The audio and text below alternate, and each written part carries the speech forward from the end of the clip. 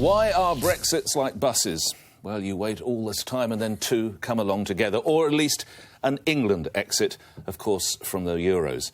Greg Dyke, what went wrong? Oh, if I only knew. I mean, we didn't have a bad squad. We had quite a good squad. We went out there, we played OK, in the first three games, and then we were terrible in the fourth, and I think everybody knows that. I mean, on behalf of the FA, I just say I'm sorry. You know, our fans were brilliant out there. And on the day, we froze. Do you know what I thought on a human level? And I know I'm probably not reflecting the mood because there's a lot of anger out there. These players are paid a lot of money. The managers paid £3.5 million. Why don't they do a better job? Looking at them on a human level, that second half, their heads had gone. They didn't actually seem to have a plan. I'm wondering whether they need... And please, I'm not normally one for touchy-feely group hugs, but maybe they need some kind of psychiatric help because they know the nation's waiting to jump on them. They know how red in tooth and claw the media will be. Right. These young blokes perhaps need a bit of help when it's not going their way. I think that's probably right. But they must get a bit of coaching before it... No, it's like psychiatric yes, coach. They get some. Like but I think probably we're going to need more in the future. I mean... The whole setup that the EFF put in at St George's Park encourages all that. This is this new facility. Yeah, and we need to integrate more of the national team into that. But that, I do think that actually they froze. They were scared. Yes. Wow. And I don't... You know, you take good players, good manager and all the rest of it, and suddenly on a day, they froze. And it was terribly sad. And address this line that the sports journalists would have us believe there's no pride. They don't want to play for their country. I don't they believe want to earn 300 if you'd seen those players on getting on the coach and coming back to the hotel as I did, they were absolutely devastated. Now, they've got to pick themselves up again. Yeah. But you see, it's not like a club side, isn't it? And I remember Alex Ferguson's Manchester United being hammered at Newcastle and being hammered at Southampton the week after. And Alex picked them all up. If that happens to you in a tournament, it's over. It's gone. How if you're getting paid all that money and this is your thing, you're the best, the creme de la creme, this is your thing. How can you freeze at that moment? Because all sport, not just football, all sport is up here. And if you get scared, you're in real problems. Well, the entire team suddenly got scared? Well, what you need is the right people to pick them up and lead them. And actually, on that day in time, they got scared. They all feed off one another and, you know, maybe they need a mentor. I'm quite happy to... Well, first of all, I mentor Scotland. Well, you've got a much harder job to do there, even than England. I'm up for it. Talking about people getting scared. Let's get one thing straight. This nation did not vote to leave Europe. It voted to leave the European Union, a body that showed itself unable to accept any sort of real reform, failed to spot at how much of a risk of Brexit they were, failed to handle the migrant crisis, failed with the single currency. Just look at what happened to Greece, and up to 2007, failed to file accurate accounts for more than 10 years. Now, provided the right people are the architects of the new look Britain, and that, friends, is my real concern, things should be fine in time.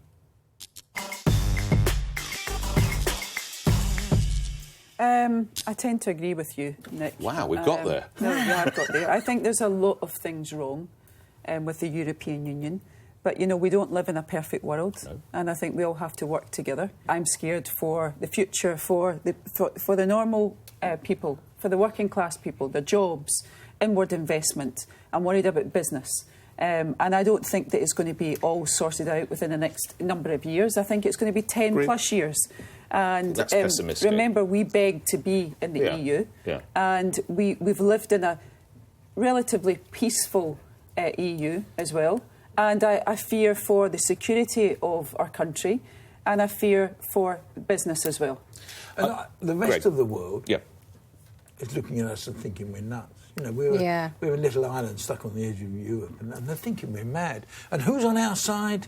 Donald Trump and Putin. And you think, if that's who's on your side, you'll be... Le Pen. I mean, seriously, to the rest of the world, it looks a bizarre decision. But Greg, that's not the case. Yes, no, it's not. You've got other countries in the EU, for example, that that are even stronger against leaving the EU. I think is it France, for example, is one. No, it's a part of France. It's a bit of France. France. No, Michelle is right, because you'll all know what the Visegrad group is, and if you don't know the Visegrad group, I can explain what it is. It's a trading bloc that the EU allows to continue. It comprises Slovakia, Poland, the Czech Republic and Hungary.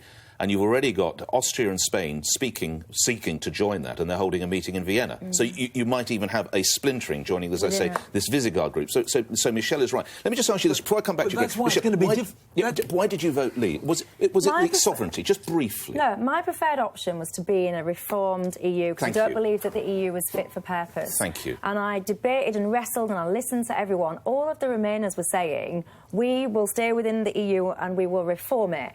And then I heard Juncker, I think it was the day before the referendum, turn around and go, nah, there will be no more reforms, there will be no more negotiations, it is what it is. And I thought, you know what, you've just sealed the deal for me. Simple as that. And Greg, and I said this before, in a way, people like Juncker, Donald Tusk, they were architects in part of this, as you call it, catastrophe. Fair?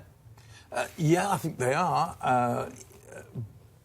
I mean, it's a bureaucratic institution where the bureaucrats never change voluntarily, and there was a need for more change. There was a need for pressure, but you didn't have to leave to get change. But the change wasn't coming. Can I just say, look, I always agree with Greg. I agree with Greg again. You know, the EU is a bureaucratic nightmare. Nobody is denying that.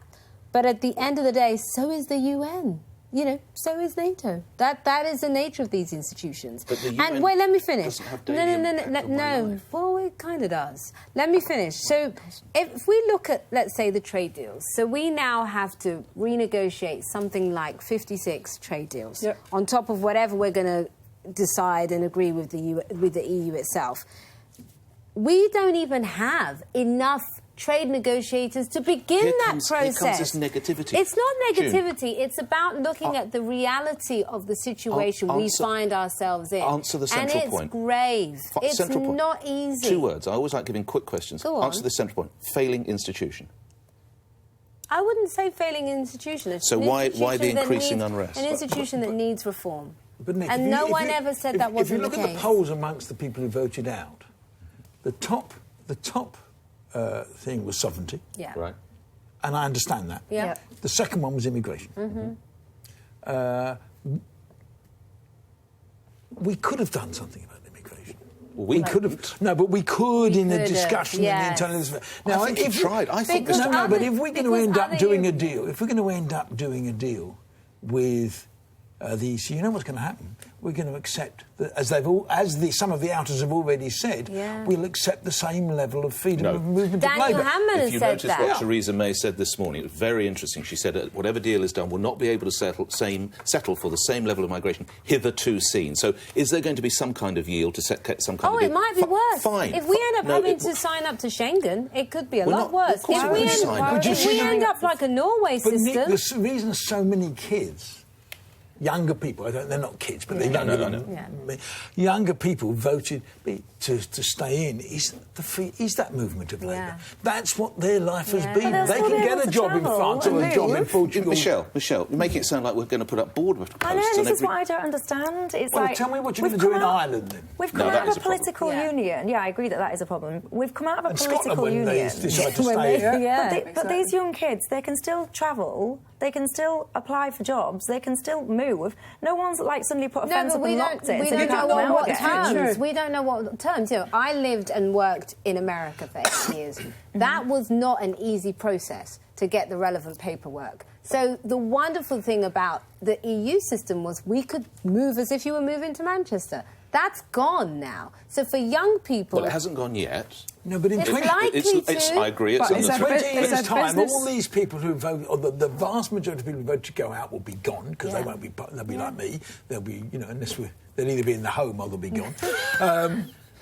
And the generation who wanted this... And who needed it. Who wanted this movement of labour, to whom that's their world, they're going to be sitting and looking at you, and they're going to be saying... And you. No, they won't be sitting looking at me, saying, what have you done? They should be sitting looking at themselves and going, why can't I be bothered to vote? So don't put it on me, by the way. Let's get Michelle. Michelle, what's going to happen in Scotland? Is there an appetite for another referendum? I hope not. They want to remain within the EU they do. as well. But I want us to be part of the United Kingdom. But I in think Scotland, only 50% or something. Wasn't it only a turnout of about 50% in this EU referendum vote? No, it was a turnout. I thought it was about 50% on this vote. 60-something. I do keep meeting people who voted out who were really shocked when they went out, and I'm not sure they've done the right thing. There's a lot of buyer's remorse. There's a lot of buyer's remorse. I think the more It's serious not thing over. here is if you own a business as well. And that's the scary thing here. You know, none of us know what's going to change. None of us know what's going to happen. Look, and if the people you quite who have come rightly into talk our about country, if running they leave, our businesses. country Listen, collapses. Michelle, you quite Seriously. rightly and understandably talk about running businesses and your experience there. I get it. Tell me what would happen if you'd failed to file accounts for 10 years. Well, you won't be trading. Again, listen, I see your You'd probably point, be behind but listen- bars. No, Yeah, but we you'd be trading. all accept it's a bureaucratic But they nightmare. won't accept. But they won't. It is a failing institution No because they one- will not accept no one reform. says- Come on, Nick. Perfect. What we've had, and But we've on had balance- a media, we've had a press, not a media, a press. Yeah, hammered it. Who for 10 years Yeah. have gone on about bananas and blah. You've and been everything part else. of that Yeah, press. yeah, I have. And actually, yeah. they've set up a culture that says this thing's a bit of a joke. Yeah. And that is, and a lot of people believe that, and they're actually wrong. Yeah. There are disadvantages to it, but there are also massive advantages. Well, here comes an advantage, because if there's one thing we've learnt from all this, time and tide waits for no man. I didn't really mean to hurt you. I didn't want to see us go. You nearly cried. 'Cause if I could turn back time, if I could find a way to take back those words that split the UK and we stay. If I